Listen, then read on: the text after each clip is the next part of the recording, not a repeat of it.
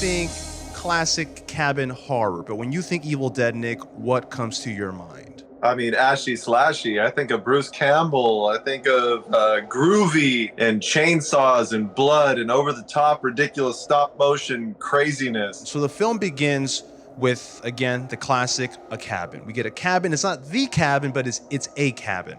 So we're like, okay, what should I expect from an Evil Dead movie? And that is checkmark number one for me. So we get that, and then we go all the way from the sweet, tranquil, lakeside scenery into a Gotham City-esque hotel / bank.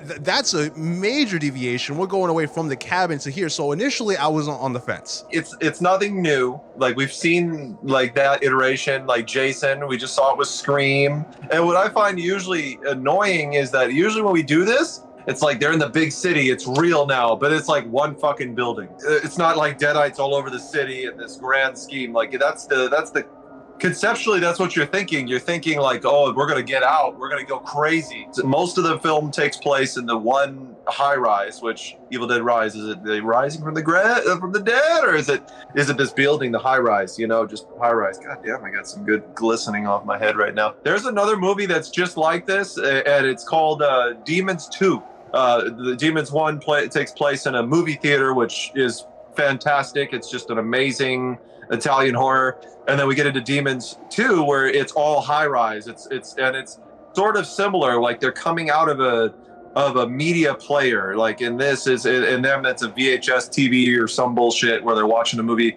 And this, we have them transitioning from a record, the deadliest record of all time. You know what I mean? It must be like The Cure or The Who or some bullshit played backward. We start off after that cabin introduction. We go to this punk-esque scene where Beth is one of the most gnarly, grungy bathrooms of all time, taking a pregnancy test, and it's time for her to go home from this grimy concert bathroom to an even more grimy somehow hotel. Like, somehow that bathroom seemed nicer, and we meet her name is Ellie, the mom, and her very eccentric kids. All these kids are the most granola, hyper creative kids. They're really, really fun and unique, but it's a household where I'm like, if I was their neighbors, I would be losing my shit every single day.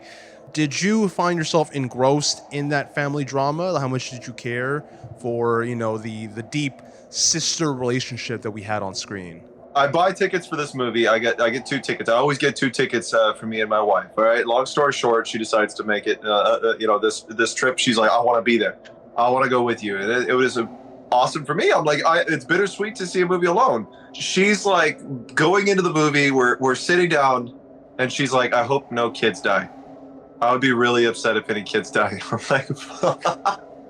I'm like, literally, like, every time we get to know the characters more, we get to understand them and love them and relate to them. Just like you said, I'm just like, no, it's gonna be horrible. Like, no.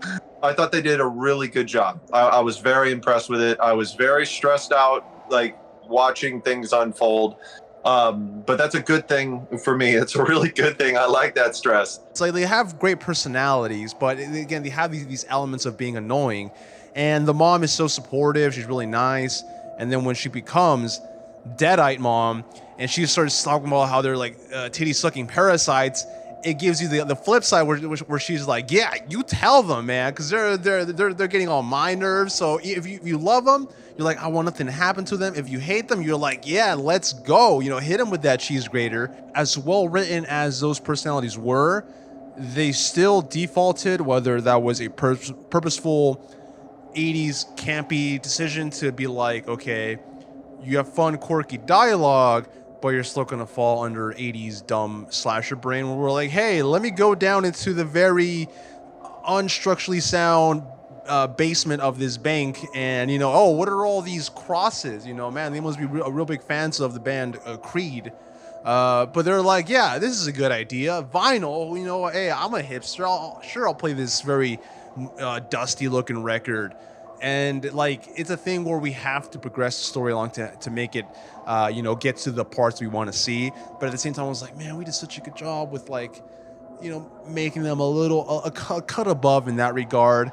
and it wasn't anything that took away that much, but I was like, okay, yeah, at least we got there somehow. But I wish that maybe they finessed it a little more. But how did you feel about their willingness to just unleash the Deadites?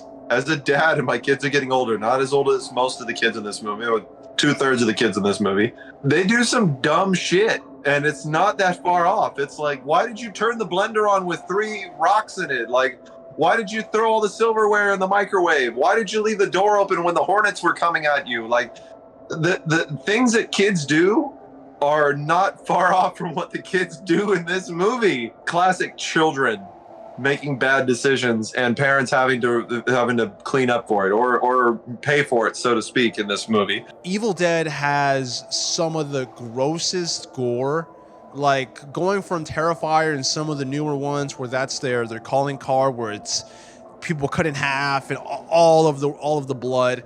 I'm gonna die on this hill that no amount of ruby red blood will ever beat out milky pustule bodily fluids. That is the absolute grossest thing for me. This one hits hard with the gore. It's very heavy.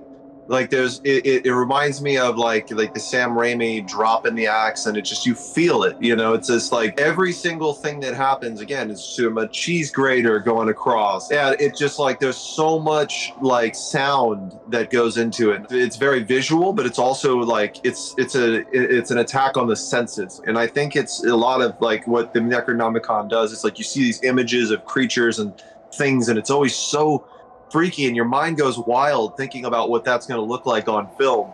And I think when you go from visualizing it as an audience member to actually seeing it, it's so much more impactful. You're like, holy shit, like that's not what I had in mind for that, but it's like, wow, that's insane, that's what it looks like. And it's actually fucking scary.